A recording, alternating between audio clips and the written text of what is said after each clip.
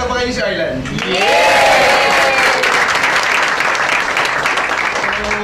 Kamusta naman? Sino yung mga bago? Yung mga ngayon lang umattend?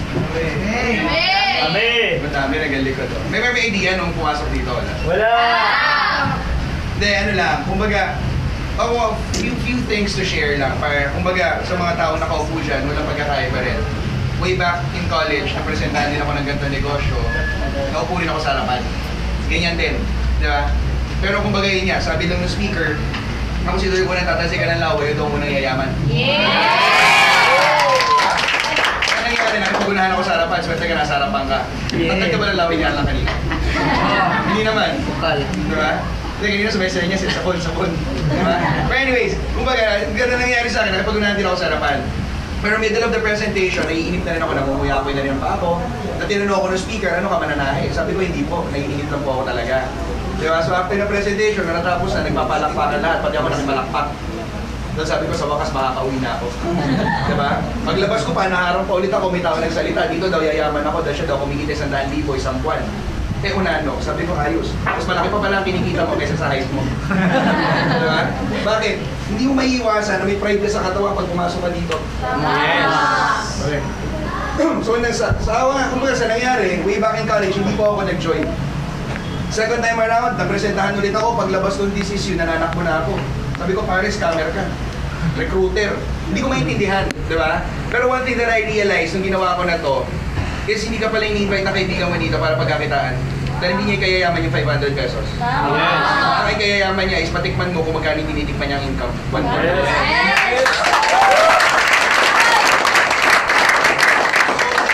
After college, dahil sa pride ko, which is sinabi ko nga, tumatakas sa utak ko, sabi ng magulang ko, anak, mag-aral ka lang ng mabuti, magiging maganda trabaho mo. Diba? Nagkataon po mula kinder 1 hanggang college, alas po ako nag-aral. Wow! Diba? So, kumbaga hindi ako nahirapan maghanap ng trabaho. Pagka-graduate ko ng December, January, nagpahinga ako, February, naghanap ako, March, nagsimula na ako mag-trabaho. March, in-interview ako, ng Wednesday, Thursday, nag-physical exam ako, Friday, nag-contract signing ako, Monday, nagsimula na po ako. Ang dati ko pang trabaho, dati po akong call boy. Call center, di ba? Call boy, call girl. So, dati po akong call boy, 3 years po ako nagtrabaho dyan, nasabi ko, hindi ko makakalimutan. Na pag nung first day ko doon, sinabi ko, Nico, 3 taong ka lang dyan, mag-ninegosyo ka. Kasi bakit? One thing na nakita ko, sweldo na ako, makakaipon na ako. Di ba? Yes. So after 3 years, ang nakita ko dito is 0 savings. At may nagsabi sa akin na pare mag-resign ka, malaki back pay. Sabi ko, magkano back pay mo?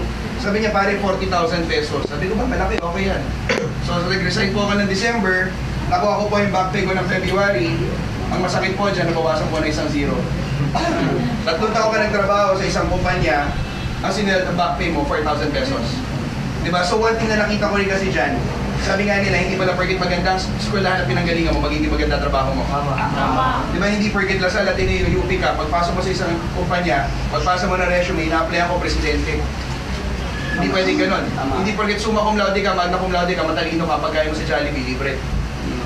Diba? Lahat tayo nagkatrabaho para makuha natin yung mga gusto natin sa buhay. Diba? Yes. Pero guys, tingnan nyo to ha.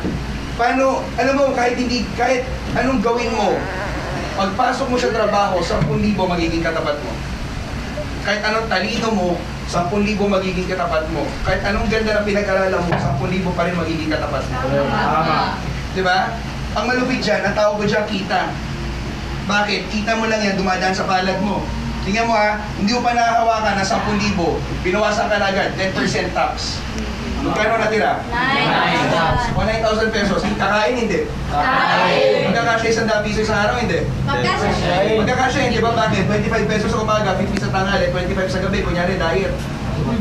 Di ba? Bakit? Binagkakasya ang 100 o 3,000 kada buwan.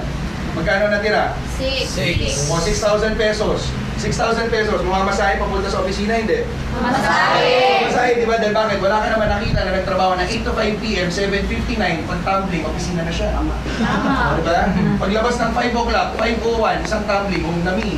Ano bahay mo? Yung katabi ng mesa mo sa opisina? Di ba? Ano katabi nun? Basurahan. Di ba? Okay. Mag-commute. 3,000 kada buwan. Magkano natira? 3,000. O 3,000 pesos, Sabado Linggo, gigimik hindi? Gigimik. Di ba gigimik? Ate mo gigimik? Di ba? Kasya na ba 500 sa isang weekend? Ay, di. Ay. Di ba? Isipin mo yung naliligaw sa'yo, ang budget sa pan-date mo, 500. Ah. Di ba? 500 pesos, dinate ka sa zoo. Bakit? Diyan libre. Di ba? Han, let's eat dinner. KFC.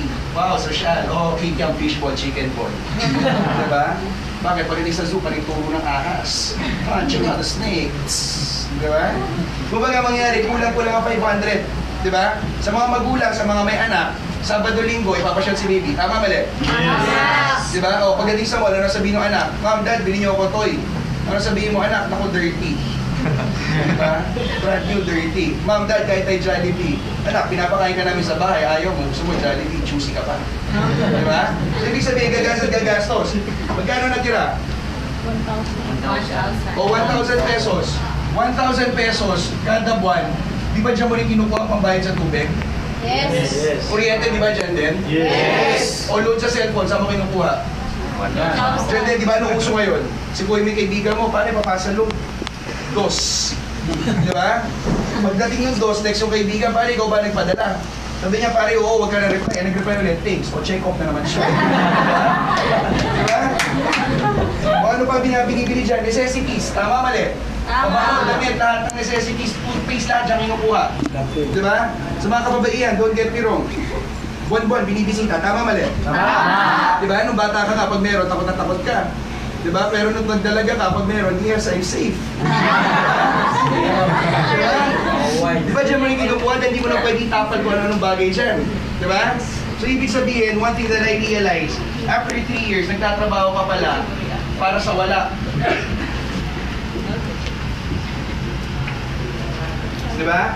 Bakit? Lahat naman tayo kaya nagtatrabaho para sa mga pangarap na sa buhay. Tama, mali? Di ba? Eh, pero ano mangyayari sa mga pangarap mo kung yung sinesweldo mo, nauubos lang din. Madami nagsabi sa akin, ako pare, hindi ako 10,000. Pang 20,000 ako. Oo, kung pang 20,000 ka,